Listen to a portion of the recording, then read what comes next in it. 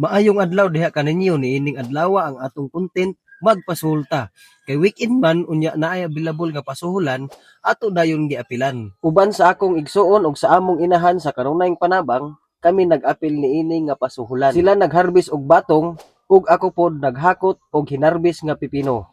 Ganahan ko ing ani nga trabaho kay bisan dili ako ang mga tanom, ganahan ko magtan-aw sa mga bunga sa usa ka tanom labi na og daghan kaayo. Kini nga trabaho daghan pod makarelate. Unya kadtong makarelate ani nga trabaho mo-comment sila nga relate sila og mo-share pa gayud ani nga video Apan ang dili makarelate ani nga trabaho sa mga mag-uuma, mo-scroll ra na sila.